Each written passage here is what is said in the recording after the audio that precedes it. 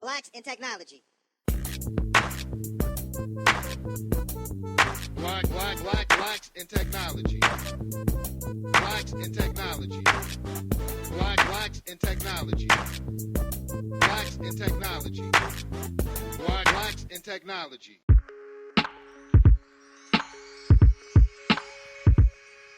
On this episode of the Bit Tech Talk podcast, Greg sits down with recent tech bootcamp graduate Deshe Woods.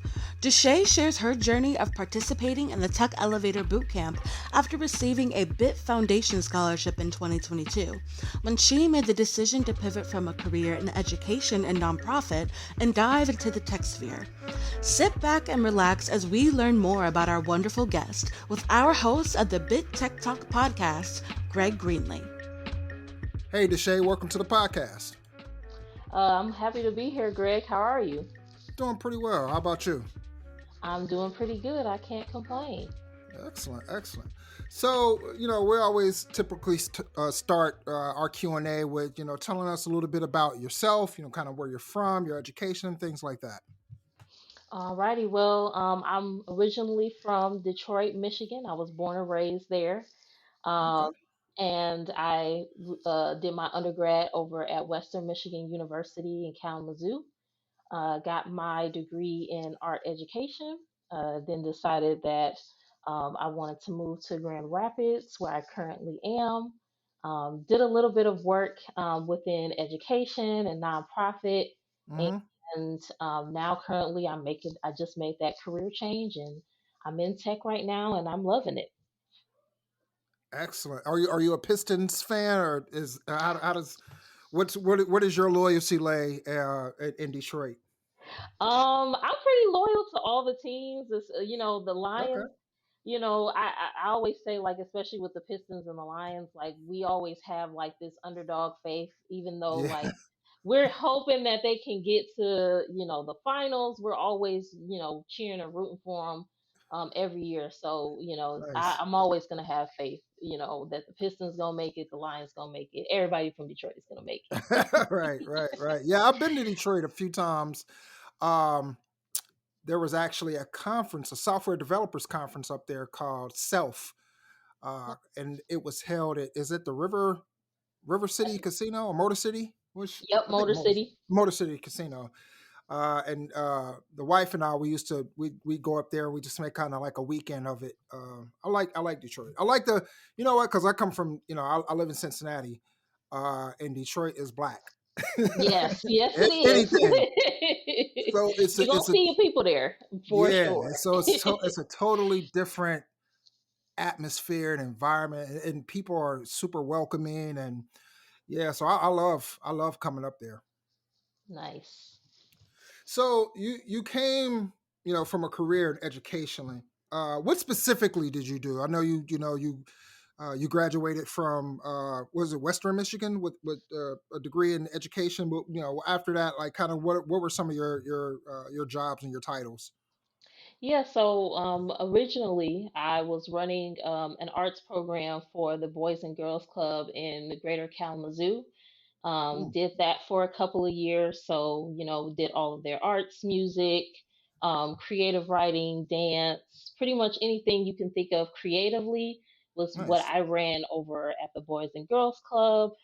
Decided to kind of shift more into education a little bit and Hmm. became an ELA specialist at a charter academy over in Kalamazoo. Realized that education wasn't necessarily something I wanted to do, but I still wanted to be involved with the youth, with the kids. And so Right. I ended up getting a program manager, program coordinator position for the city of Wyoming for their Parks and Recreation program, and ran that program for 2 years.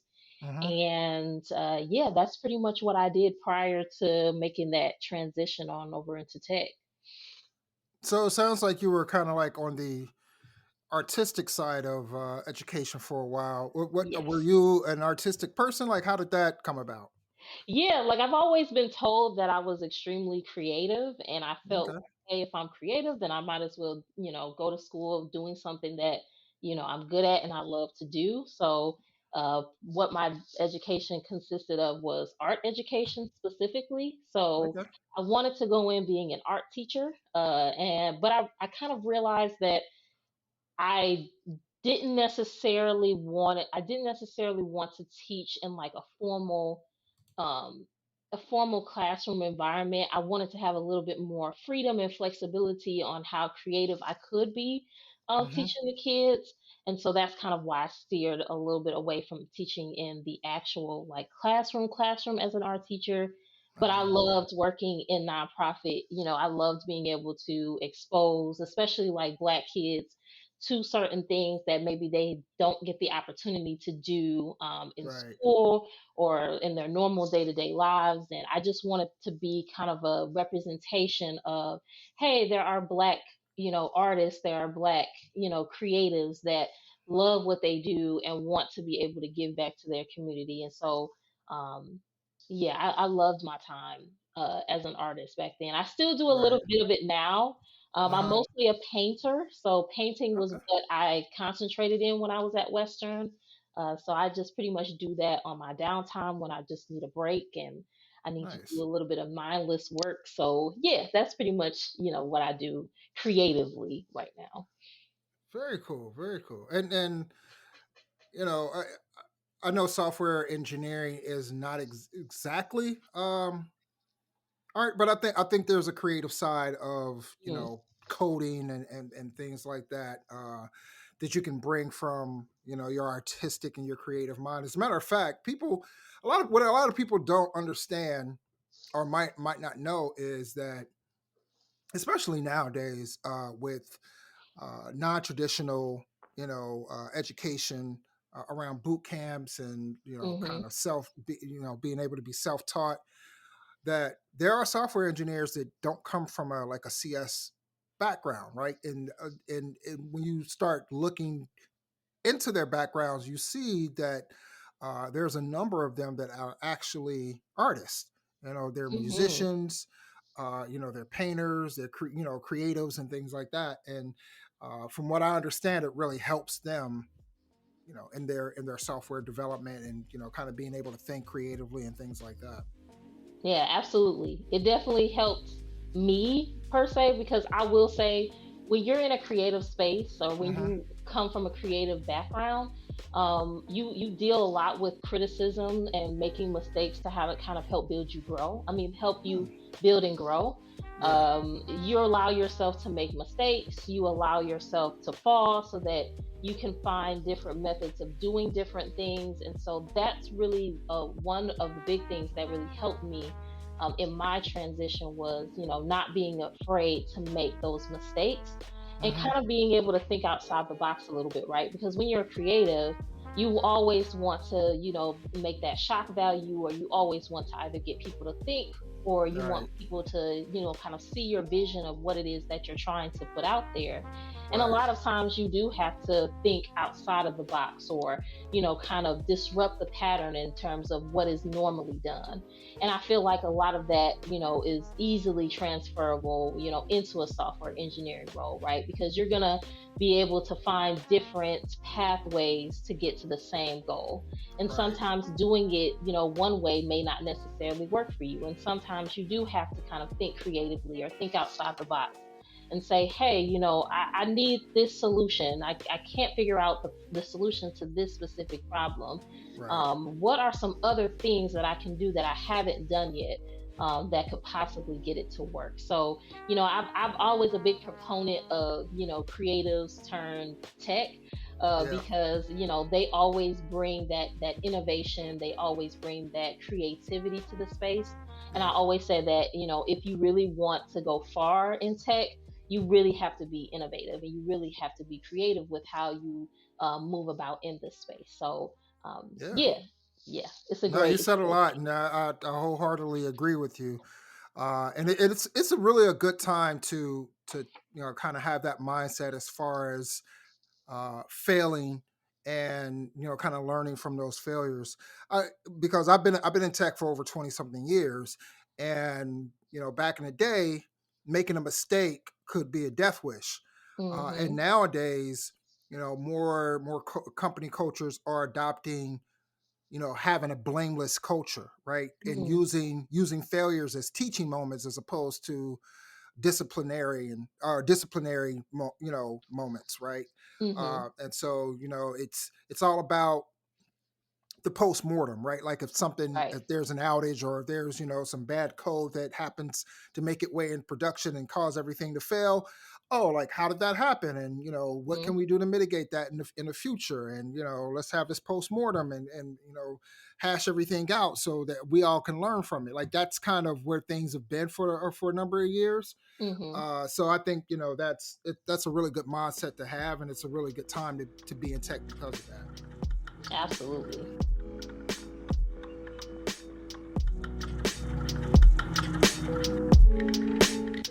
BIT is always focused on forming new partnerships and opportunities to assist the community and our members with their continued professional growth and development.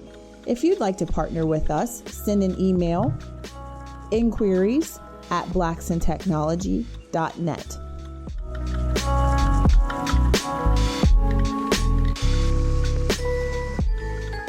So you were. I know you mentioned what job was the nonprofit? So I worked for several. So Okay. the first nonprofit I worked for was the Boys and Girls Club. Okay. And then I made a transition into the city of Wyoming for their after school program. And then my last nonprofit that I worked at was called Playworks. I Mm, don't know if you've heard of it before, but essentially they're revolutionizing the way that kids play. And okay. it's basically being able to kind of take recess and turn it into a classroom where kids can learn about social emotional learning, and be able to learn kind of like those social skills while they play. And so I worked there for Interesting. a little bit before I transitioned into tech. So I love Playworks. If you ever get a chance to, you I'll have to know, check that out. Yeah. yeah, definitely, definitely, they have a great curriculum and a great program over there. Okay. Nice. Nice. So tell me, like you worked in the educational space, nonprofit space. What made you decide to pivot and your career and get into the tech? I always say that I think for a lot of people, COVID has played a big part in Yeah. kind of making people, be really self-reflective and introspective on kind of like where they are in life and where they're Hmm. looking to go.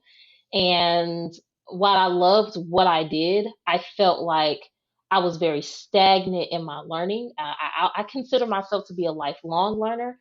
Yeah. So if I'm in spaces that continue to challenge me or continue to push me to learn and grow, I feel like that's where I thrive. And I felt Mm, like in that moment, while I didn't feel like I was being, challenged enough, and I felt like I just wanted something different. right. And I got exposed to tech through like a number of different things. I had friends who were considering tech that had recommended, like, hey, you should, try to check out coding and see if you like it.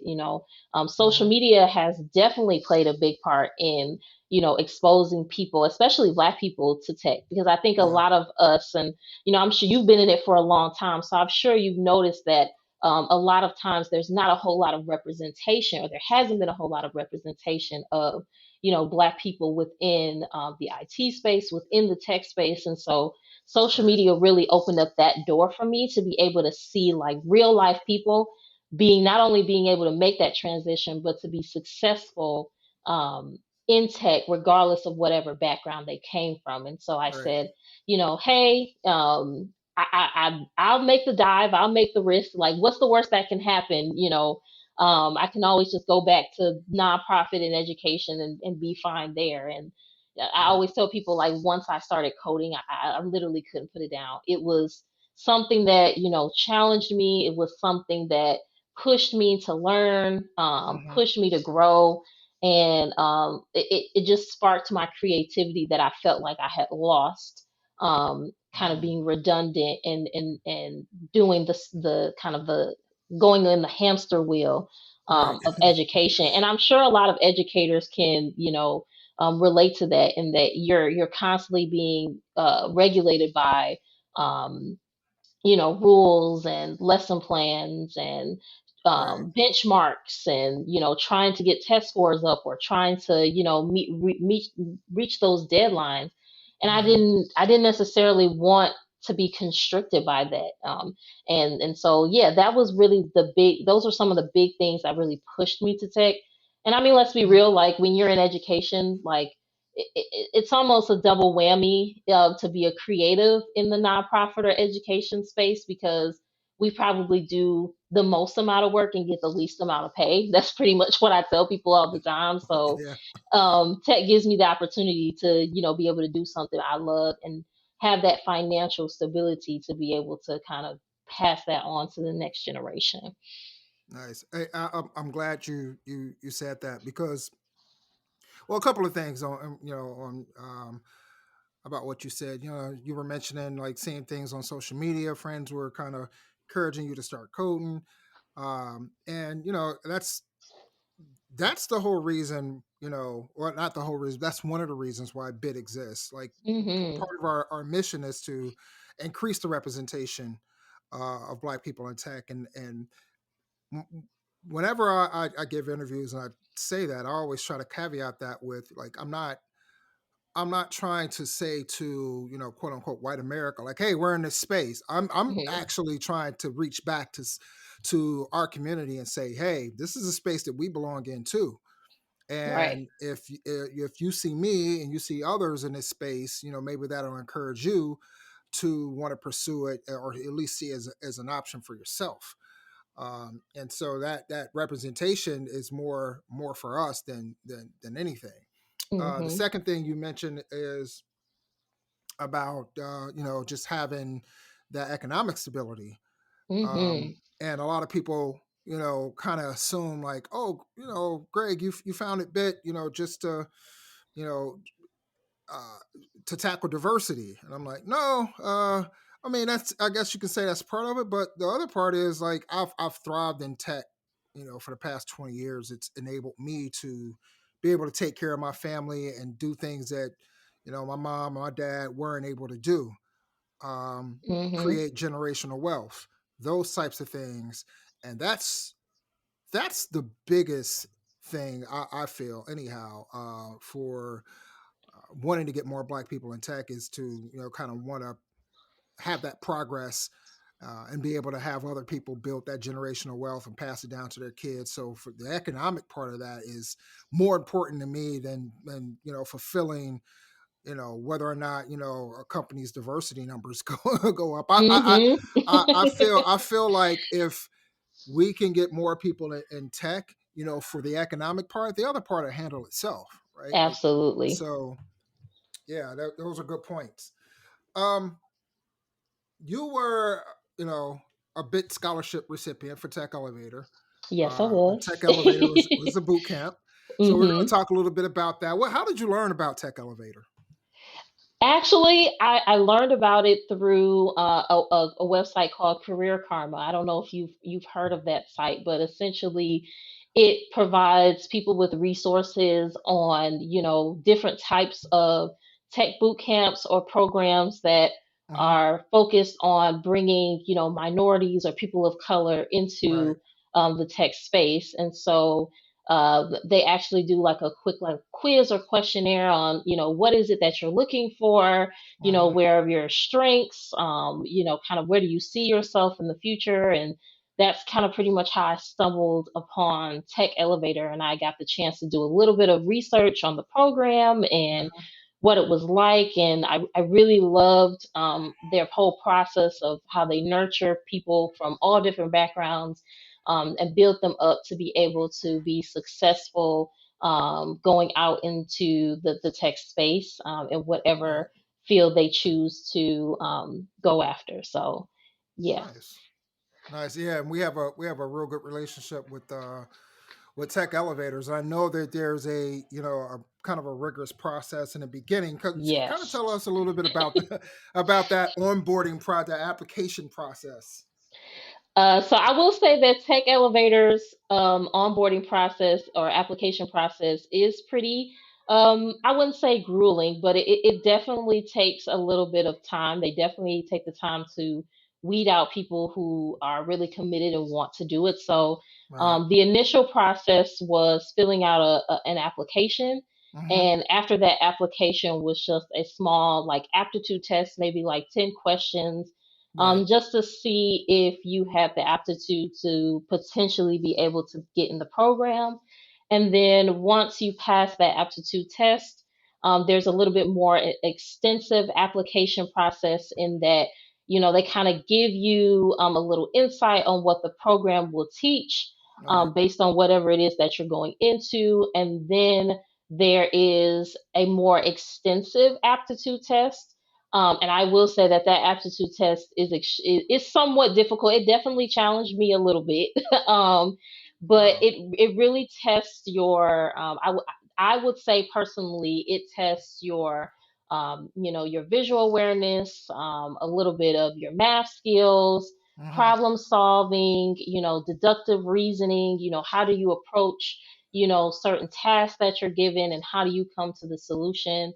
They're really good at kind of like, putting that in kind of like a quiz format.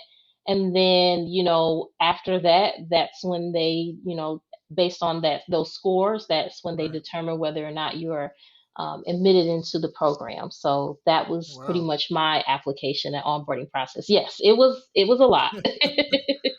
Yeah, and I feel like it's somewhat necessary. They're because those boot camps are not easy. No, they are And not. they want to make sure that people stick with the program, and especially if you're receiving a scholarship and things like that, they Hmm. definitely want to make sure that it's going to the right person. So yeah, I definitely understand it.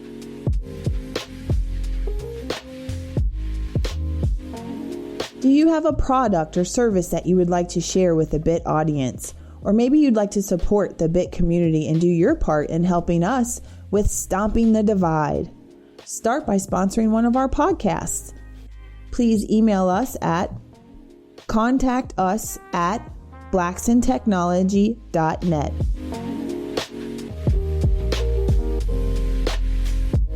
So, what preparation you stated that they kind of gave you a little bit of insight as to what to expect from the boot camp. So after that, how did you prepare, and if so, how what type of preparation did you do prior to the boot camp?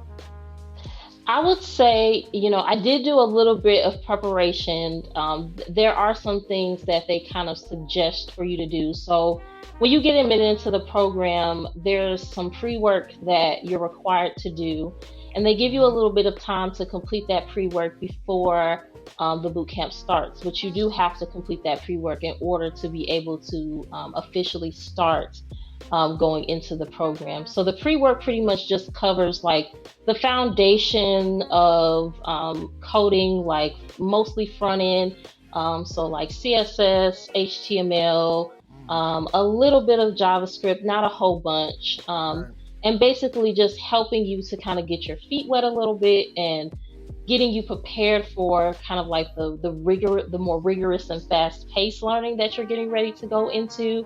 Right. So they definitely give you that pre work to just kind of prepare you for what's next. So that's pretty much how I prepared.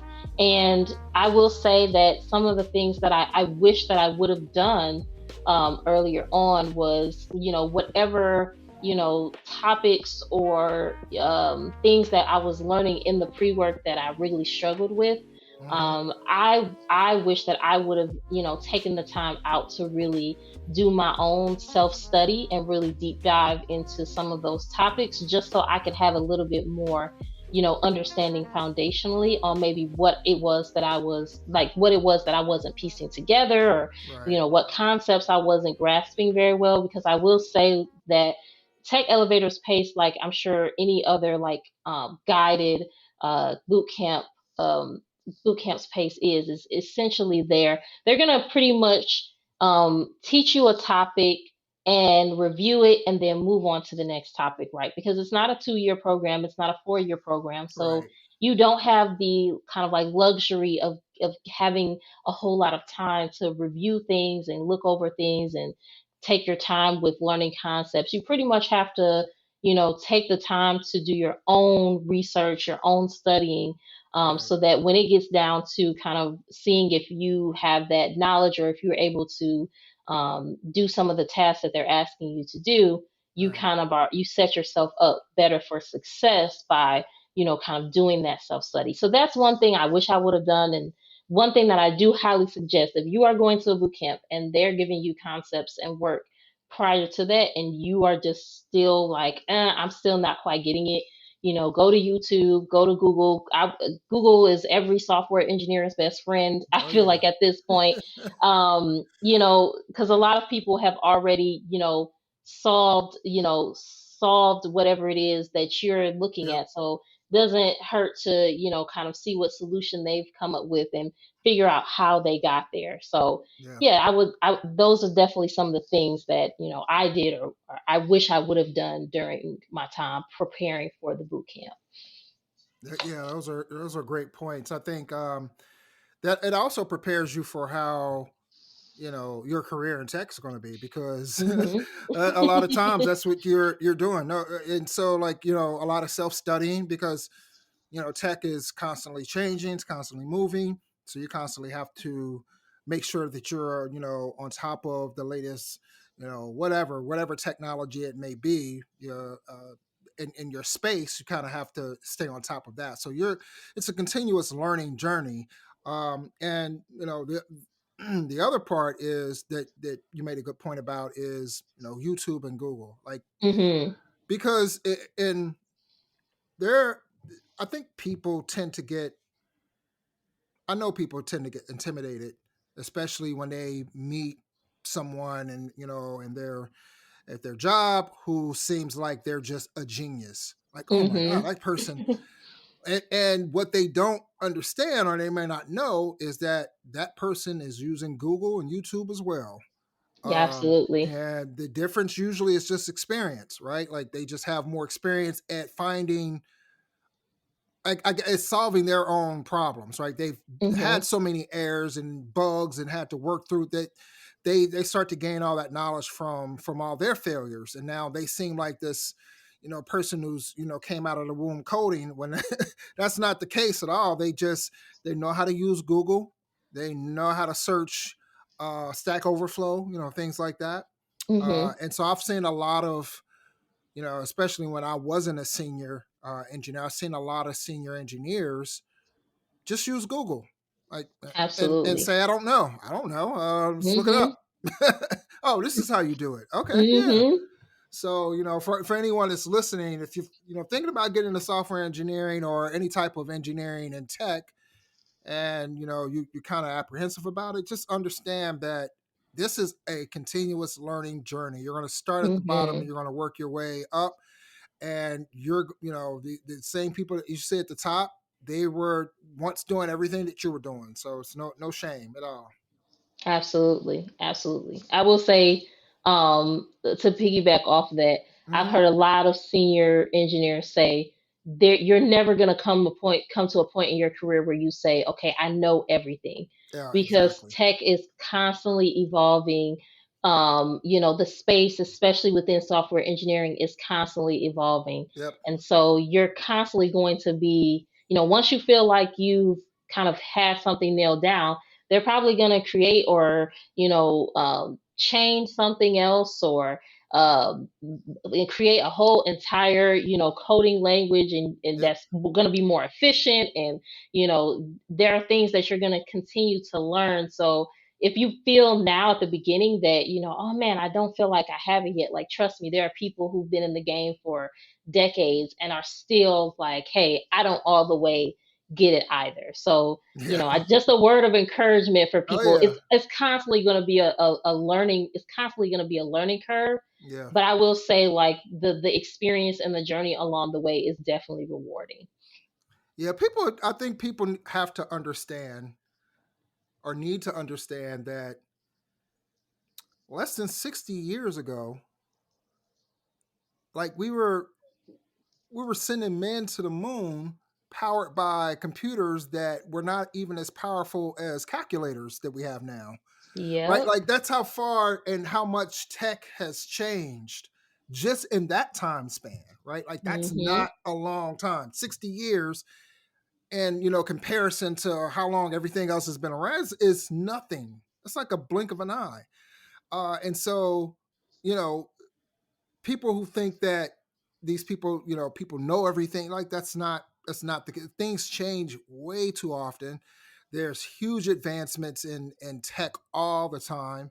And so you're constantly going to be on that journey where you gotta, and there's even times where when, for me, for example, I get involved in a certain technology, for instance, and I start reading and researching it, and I feel like I gotta go. Oh, I gotta go back to the beginning. I gotta go back to the Mm-hmm. basics because I forgot something, in this. So I'll go back and pick up a book that I've read probably, several times before, just to understand like the base concept. Like, oh, okay, that's how. Okay, now everything kind of fits. So there's that as well. So you're constantly going to be doing this dance as long as you have a career in tech, and it's okay. Everyone does it. Yeah. Yeah.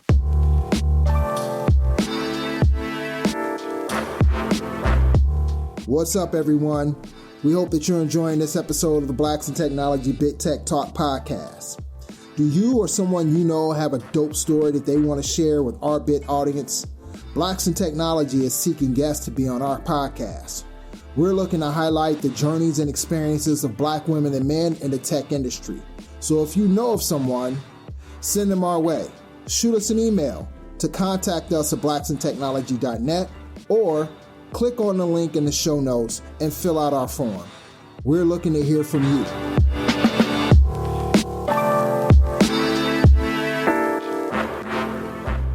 So, sticking with the tech elevator topic, what was your experience like? What were some of your challenges, and how did you overcome some of those challenges? Tell us a little bit about that. So I was a part of Tech Elevator's first part-time remote cohort.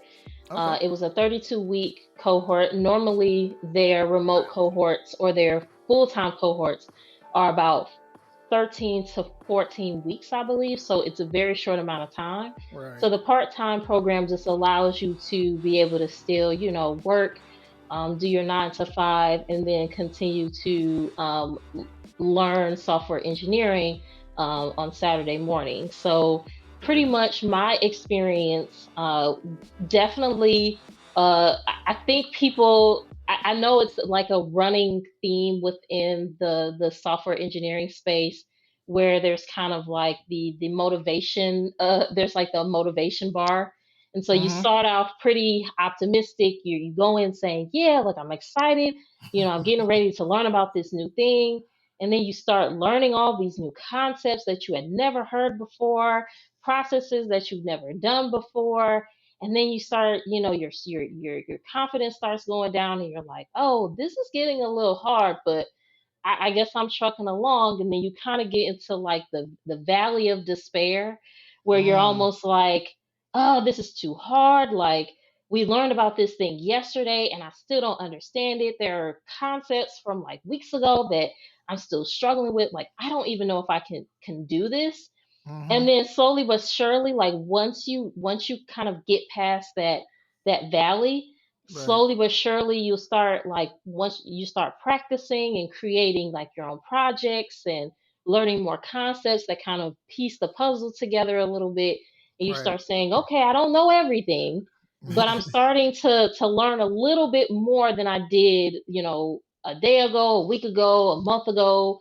And you slowly start building your confidence back up, and you start saying, okay, like I'm actually understanding this and I'm getting that. And I will say, like, that along with a lot of the other classmates that I had within my cohort, that was pretty much our experience. Like, you're so surprised, like the first week you have no idea like what Git is, you have no idea what GitHub is, you have no idea like, how to um create like a class in Java. And then all of a sudden, like, you get to, the final couple of weeks, and you're building like full stack applications, Right. um, websites, and you're just amazed at all the progress that you've gone through. Hmm. But I will say, like, it's definitely so fulfilling when you get to the end, but there are tons of challenges along the way that Yeah. I definitely experienced. Yeah. A couple of things from what you said. I've been reading several books around learning techniques, and one is called Deep Work by Cal Newport, and there's another one by, it's called So Good They Can't Ignore You.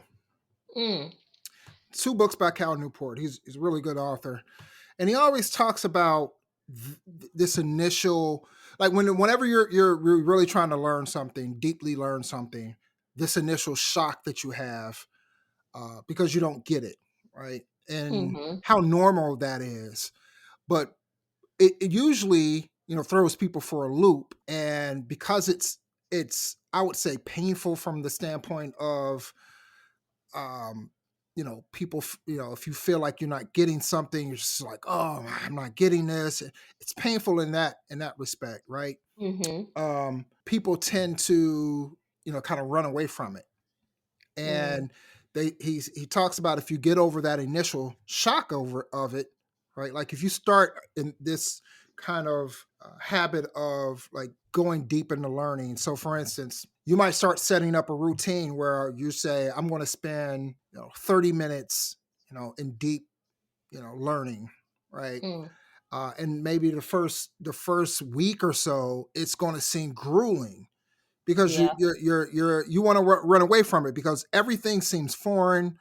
You don't seem like you're grasping it, and becomes a painful exercise. And then once you get beyond, if you can survive like that first week, right, or maybe that first couple of weeks, and stick to it, then you're going to make leaps and bounds as far as being able to engage in this deep learning exercises and this deep focus, because then it's not going to feel as daunting. It's not going to feel as painful. So there's definitely that aspect to it. And those two books have really teaches you a lot about how to get into this mode of deep learning and focus, and kind of getting over that hump. Second thing you were talking about is something that I don't want to take full credit for, but I remember back in 2019, and I'm pretty sure COVID had a lot to do with this as well. But I met with somebody from Tech Elevator, Rita. You know Rita. Yes, Rita. I met with Rita. This is the first time I had she. I think she reached out to me to learn more about Bit and to see how there can not only get some ideas for me, but figure out like how maybe we can partner. And so we met at a Starbucks, I think I want to say, for coffee like one morning, and Mm-hmm, she was telling me more about the program. Right, she was telling me how much it cost and the time frame of the program, and I told her straight up, yeah, if you're trying to get more Black people or more minorities into your program, that right there is not going to work. mm. Yeah. Because unfortunately, some of us don't have the means to just up and quit a job and spend the Yes. next 14 3 months or so uh doing this full time. And that's what I said. I was like, that's, some of us are the breadwinners. We don't have that generational wealth, not all of us. And that requires us to have a 9 to 5. And if we're trying to Mm-hmm. get more, Black people, more minorities into this program, it's going to take some adjustments. You're going to have to do something in order to accommodate people's time. Like that's, some people have to work first shift, some people have to work second shift. Like there has to be some type of part-time option. And at that time, they didn't have that. It was strictly full-time.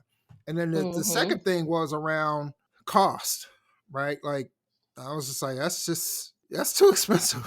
Yes. That's too expensive for me. Like that's, like we're unfortunately, and we don't have that head start like people from other cultures and other races, right? Like that's just the reality of it. And so there needs to be either a more cost effective solution, or there needs to be some more partnerships that kind of take away that cost for people if you're trying to either. So I'm glad that, and I'm not saying again, it could be a lot of it is, I know some parts of it is definitely COVID related because that forced people, businesses, organizations to kind of switch up things and, work remotely and, go down to part time and things like that.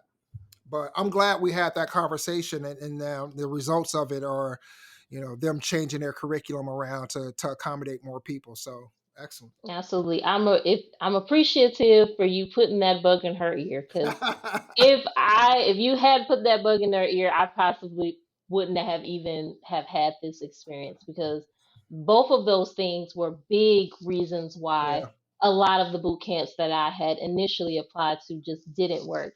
It Mm, either conflicted with my work schedule in that, I don't have the means to take off, right. 3 months and not work and not essentially to be able to learn something, and with the possibility that I might have to go a couple of more months, searching for a new job within software engineering. And then Yeah. I like, obviously, the cost, especially since I went to a 4-year institution, Yeah. and got a master's certification in school counseling, because I thought I was going to be a school counselor, but that's a whole nother, Mm, a whole interesting. nother um, whole nother journey in and of itself. Yeah. And realizing, like, hey, I don't have, the I don't think I have the resources to take out any more loans than I've already taken out right now. So Right.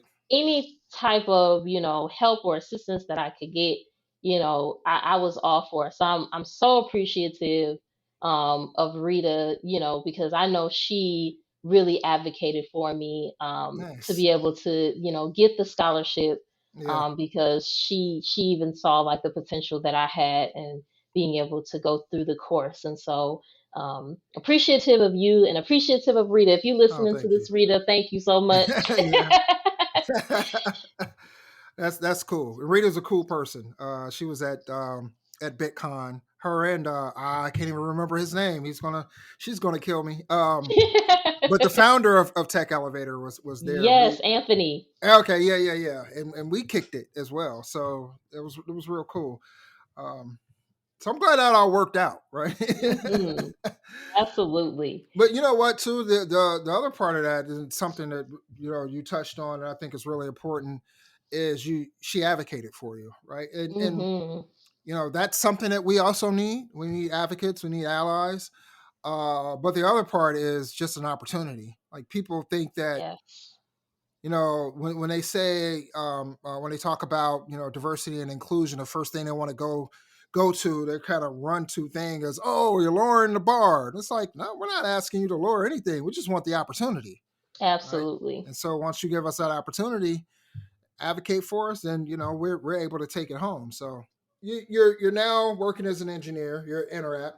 Tell us a little Yeah. bit about that. How did our opportunity come about?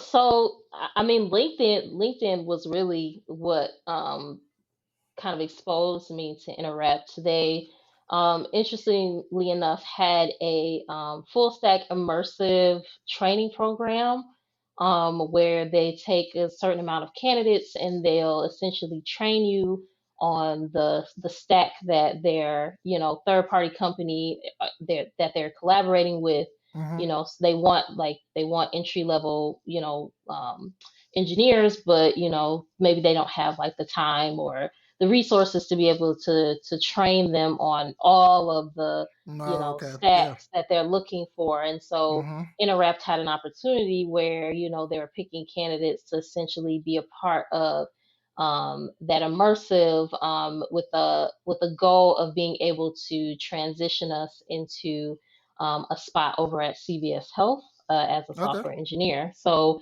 that's pretty much what I'm doing right now, along with 19 other people. We're kind of learning a little bit of the full stack Java that CVS Health pretty primarily like works Okay. with the goal that at the end of the immersive training program is about 3 months. So Mm-hmm. we'll pretty much take that 3 months to kind of learn about what they're working with and kind of doing projects and kind of learning and growing with each other along the way, with the hopes of kind of transitioning into a role over at CVS Health. So a lot Nice. of what we're doing is pretty much learning, learning, Okay. learning, learning. And so how does that compare to, what you were doing at Tech? I know, you're not starting from the, from the bottom or anything like that, but, kind of, compare, contrast a little bit between that and Tech Elevator. I would say it's very similar in that they're very accommodating to people who may have had like their own, like a lot of experience within software engineering, or people who may have had little to none. But I think the Mm, goal for Interreps, which I really love, is they want to give the opportunity for minorities, especially people of color, especially Black folk, because I see a lot of us in there, and I'm no, so that's a good happy. thing.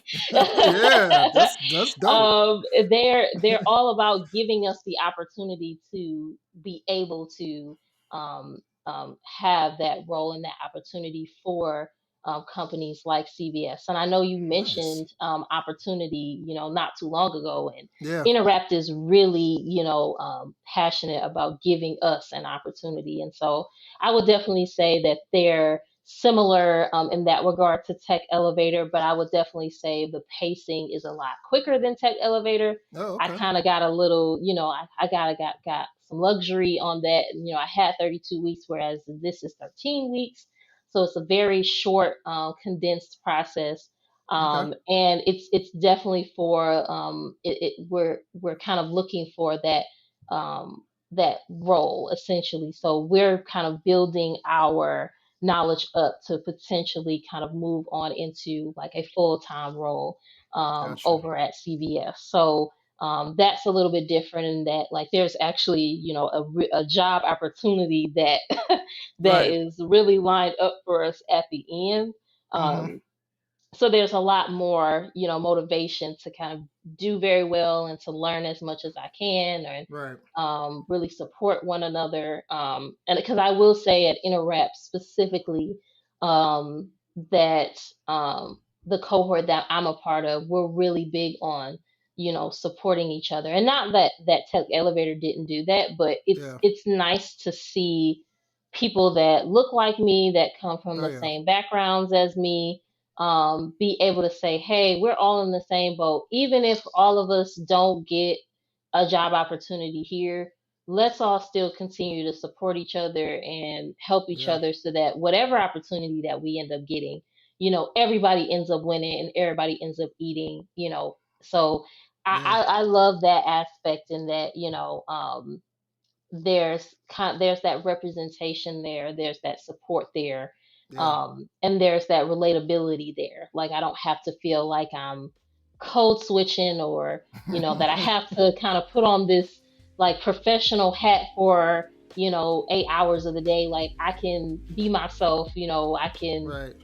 talk how I talk. We just talked about like the other day, like somebody, it's off topic, but somebody talked about like what we had for lunch, and somebody said spaghetti, and then everybody kind of like had that growing dread of like, if you grew up in a household where you didn't have a whole lot of money to be able to eat good every day, Oh you were yeah. eating spaghetti, Spaghetti. 3, 4, 5, 6 days of the week. So we were just kind of relating on that, and it's those small things Oh that yeah. you wouldn't think, you think like, oh, it's just it's something that could talk about. But I've been in spaces where I talk about that, and people just stare at me like wide-eyed, because they just don't understand.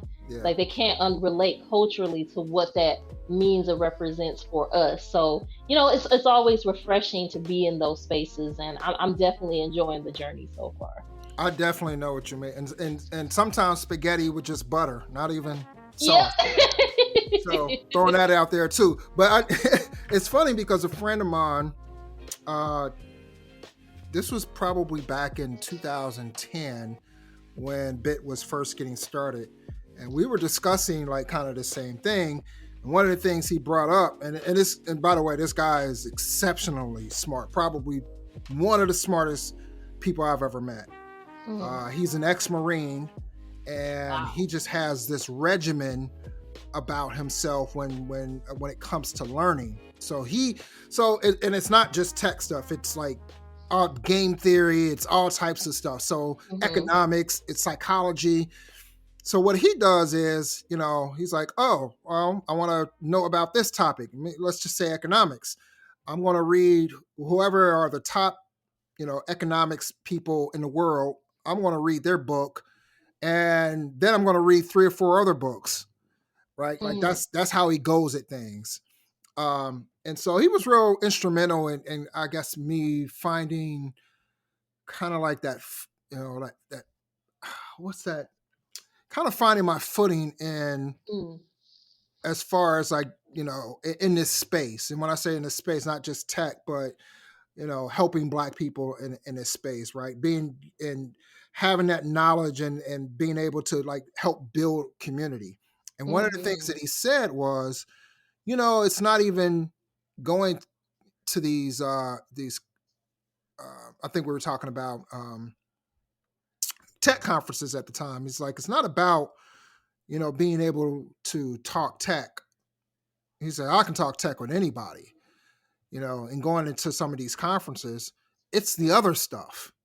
Like, what if I want to talk about? Not saying that there's not other people that can talk about the latest Wu Tang album or the latest this or, but Mhm. there's a certain relationship that you have with people in your community, and like you were talking about the spaghetti. Like, if you brought that up somewhere else, people would be like, what big deal about spaghetti? And so it's those things, those small that within that community, within that being that those commonalities that you have that at that time were definitely missing from tech. And back in Mm. 2009 2010, there definitely there was not this awareness that around Black people in technology. You didn't have all these various programs. You had a few, but not as many as you have now. And you definitely didn't have this community, right? So Mm. that part was missing. So going to the these tech conferences, you're definitely not going to get that. So it's good to hear, especially you're being a part of this cohort, that you're surrounded by people who look like you, walk like you, talk like you. This community where you have all these commonalities and similar backgrounds and things like that, and you're able to have that comfort and be Mhm. in that safe space, so that it actually when you're not stressed out about those things, it really helps your learning. Absolutely. So that's great to hear. So tell us a little bit about like you're in this cohort. Like what are they? What type of what's the curriculum, or what kind of like a day to day? What is that like? Yeah, so pretty much how our day is structured is the majority of the time that we're kind of online with one another is mostly learning. So we pretty much have our morning and afternoon split into like a morning lecture, an afternoon lecture, where we kind of talk about things that we learned the day prior, and Mm-hmm. then we bring up new topics that we're getting ready to learn. So we just kicked off yesterday, so we're kind of Okay. building up a little bit. So I know pretty much we're kind of getting into Git, and we're kind of getting into like HTML and CSS. So we're kind of getting our feet wet a little bit, but I've done the boot camp thing before, and I know like this is just like the start of the snowball. It's definitely gonna snowball fast. But I will say, while we do have kind of like our morning lecture, our study hall, and our afternoon lecture, Mm-hmm. there are plenty of times for breaks. And I Nice. do appreciate that they're developing a culture where they encourage us to kind of take that time away from the screen, Oh yes. because burnout is so real in tech. Even if you're not even doing like a tech focused job within tech, Yeah. it is very easy to kind of get into the cycle of you clock in at 9, or if you get lucky and you get a flexible schedule, kind of you clock in whenever you want to clock in. Yeah. You start doing your work on the screen, and you kind of get lost in that for hours and hours and hours, and you Yeah. don't even take the time to take a step back to, eat, to kind of, go outside to get some fresh air, to relax. Yeah. And they really do promote that, like us getting those breaks, like, every hour. Nice. Even if it's just, going and stretching, or getting like a cup of water, or just taking a quick walk, like those things make such a big difference, because they're kind of preparing us for kind of that work where I know at some point we might get a little bit more, they might give us a little bit more autonomy with our work. And you Right. really need to um, kind of have that structure, in that the amount of time that you have for work, you need to dedicate that time for rest, because you're not going to do any good when you're on E. You definitely need to Exactly. take the time to refill yourself, kind of get back to doing kind of like that work life balance. Like they really, kind of encourage that. And that's pretty much what I love. But a lot of what we're doing right now is pretty much kind of like soaking, like we're pretty much sponges at this point. Yeah. They're giving us every opportunity that they can within that 8 hour time span for us to learn, and kind of test our knowledge and be able to work with one another, and share knowledge amongst each other. So it's been Nice. great so far. Excellent. And I'm glad that tech has matured in that way. Mm, There is a um, there is a documentary that you can find on YouTube, and it's about um, man, it's about one of the earlier browsers. And now I can't even think of the name of it. But they have this deadline, right, where they're losing. Oh, it's about Netscape, the Netscape browser, mm, and they're starting to lose market share to, I think, probably like Internet Explorer at the time, right? This is when mm-hmm, Internet Explorer first came out. Microsoft started dominating the browser wars and everything like that. Netscape was trying to hold its footing, um, and so you see these engineers, like, of course, this was, back in the 1990s and things like that. So as far as like software development goes, and like the process of doing it, like it's definitely different than, they didn't have Git, and stuff like that back then. So um, they didn't have that luxury. They were, so, but you'll see in that documentary, like these developers are like spending like the whole entire night in in the office, right? Like that's, and I've heard stories, of software developers working on weekends, working through the night, and things like that. And so I'm glad that there's like this maturity in this space, in this industry, where they really value mental health, work life balance, because you can't work people to death and then expect them to work at, their optimum level. Like that's just not it's just not how we're wired as humans. Like that's right. every all muscles get tired, including the brain, right? So Mm-hmm. so it's good to hear that they are, kind of exposing you to that early, because I think a lot of organizations are now, catching on to that. They're like, hey, we got to have a, because people are demanding it, especially with COVID Mm-hmm. nowadays, and people being able to work from home, and or having like kind of like that hybrid situation. They're just like, yeah, I'm not going to be working 13-hour days, and I can go to this company and make the same amount of money, and they, I get 5 weeks of vacation, and I can take a day off here and there. They're not going to yell at me or anything like that. Like nobody wants to go through that anymore. Those days are gone, hopefully. And so it's good to Mm-hmm. it's good that they're exposing you all to that right now. Yeah, yeah. It's really nice to be able to kind of see where tech has, how far tech has come, and Right. how far the culture of tech has come. And Yeah. I'm really hopeful that that as we keep progressing, that tech will continue to become better and better in terms of culture, and Hmm. how to nurture, like, the minds of the people that are working within it, because it is not an easy job. Like I know, especially like with a lot of social media, like a Right. lot of people sometimes have painted it like, oh yeah, I log in, and I work for 2 hours, and I log off and I get to go vacationing for days and days and days and don't have to do a whole lot of work. And you get in it and you start realizing, like, no, I mean, if you have some code that you have to finish, or there's some bugs that you have to sort out, Yeah. and you can't figure out what the problem is, sometimes you will go hours and days just trying to figure out how Yeah. to solve this one issue. And so I'm appreciative that they kind of are giving us a little bit of wiggle room to be able to kind of uh, work out those issues without kind of dictating or forcing us to, Right. constantly work around the clock, because Yeah. it's impossible. And I feel like that's where education was for me. Like, I Mm, felt like we were getting more and more, we were having to do more and more work outside of the clock.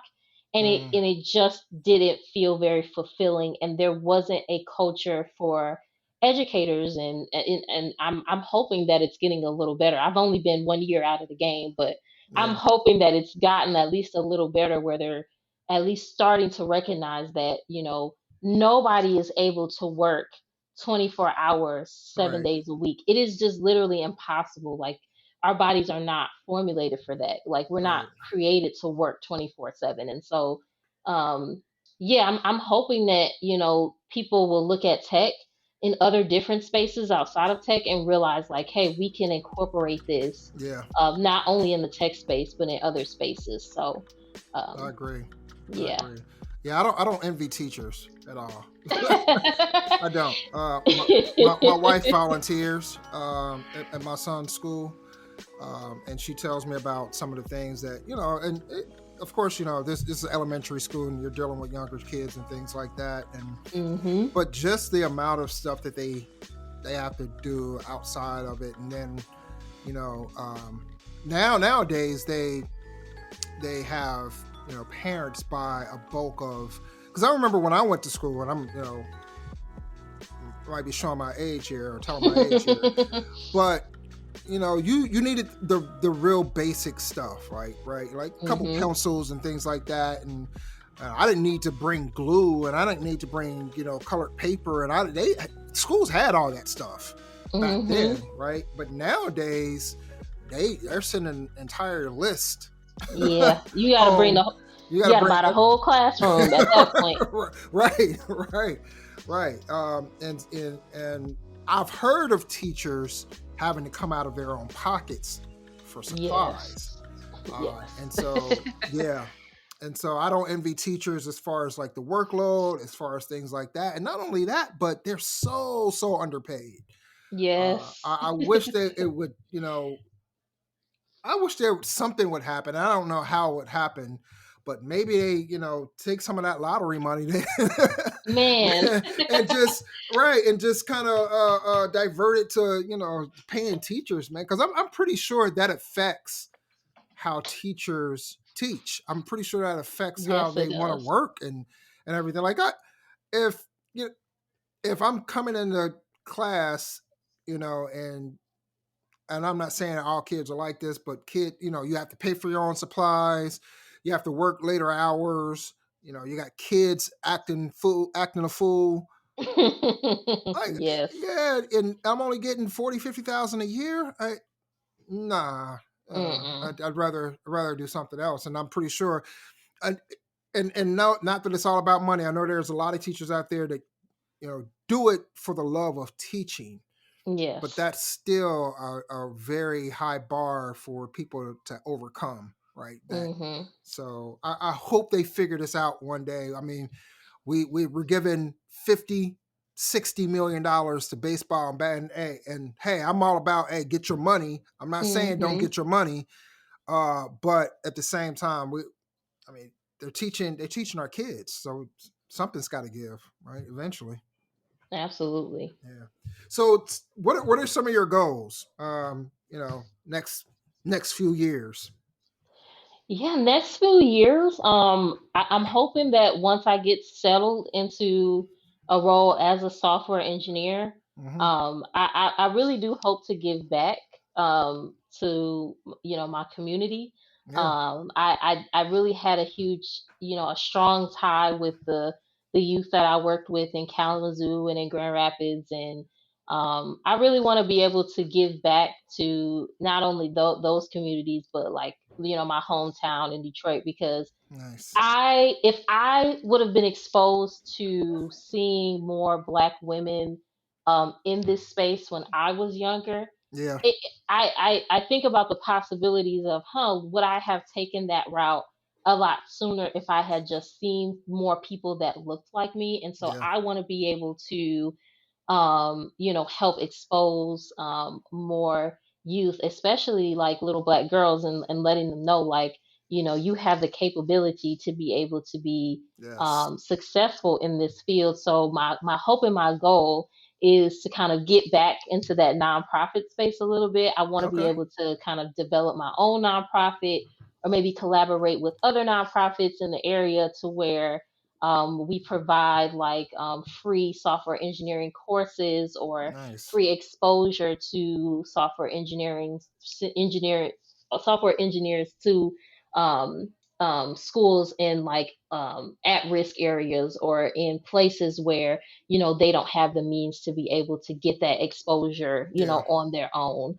And so that's pretty much my goal that I hope um, that's pretty much my goal for the next 5 years. So, hey, if you're Yeah. listening, and you got any ideas, or you want to kind of get on that ballpark with me, I would love to have some people, get on the bandwagon with me. I'm Yeah. not Superwoman, even though I would like to say that I am. I definitely would love to have a team that has like that same goal, and that has that same mindset about um, creating like that next generation of Black engineers. Because I've always said, like, if you want your company, if you want the tech space to grow, Yeah. you have to be innovative. And I believe innovation comes with diversity.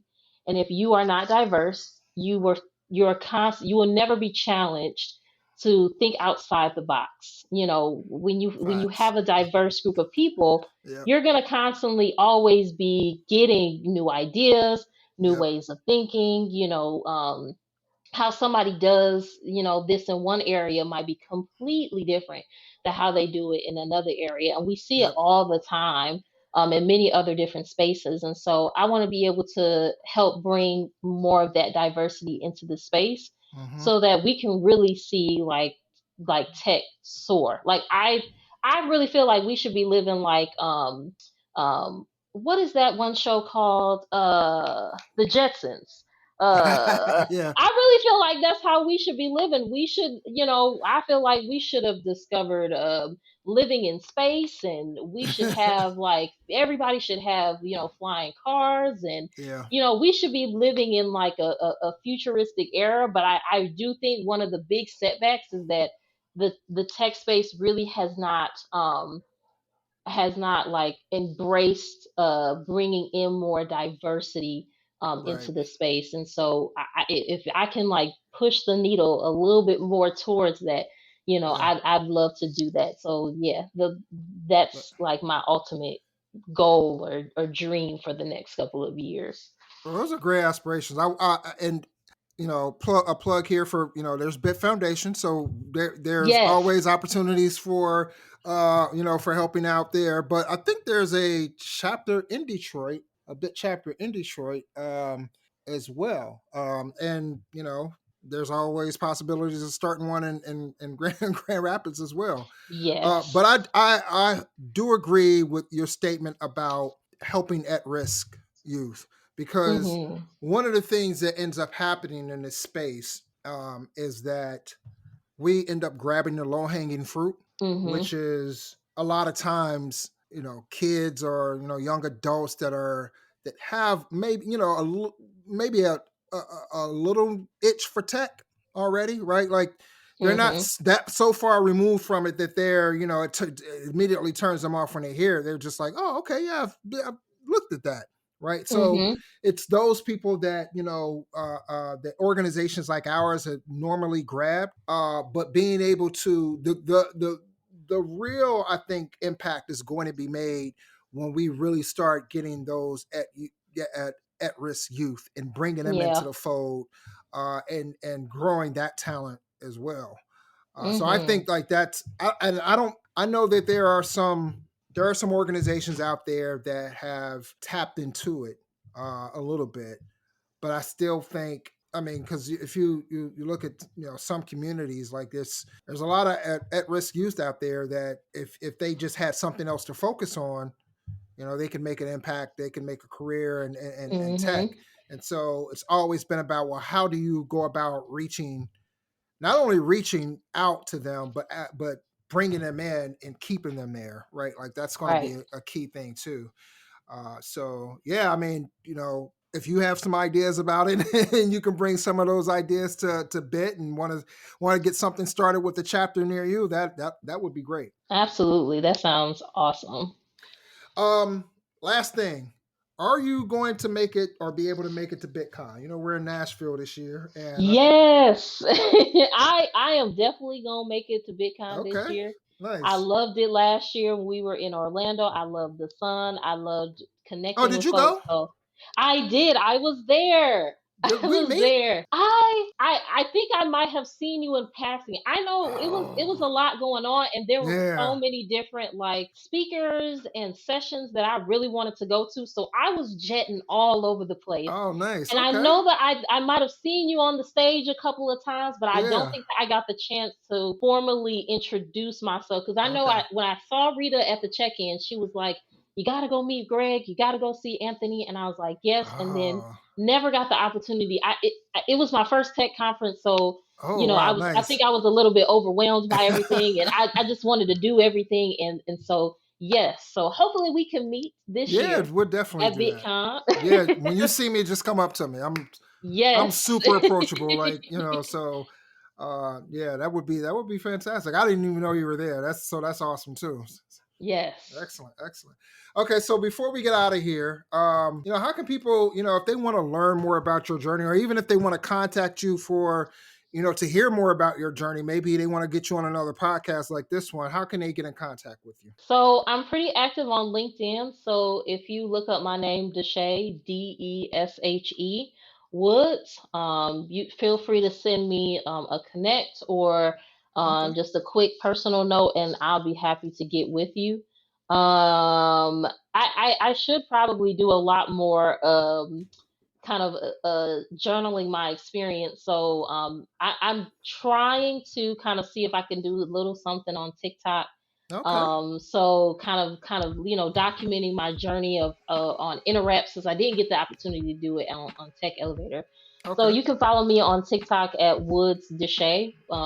So I'll be on there too, and hopefully, if you have any questions on what my journey was like in Tech Elevator or what it's like at Interact, I'm more than happy to be able to share my experience or kind of give you all some insight on, kind of what my, experience was like transitioning from, education into tech. So, Excellent. yeah. Well, Deshe, it was a pleasure having you on the podcast. I wish you nothing but the best.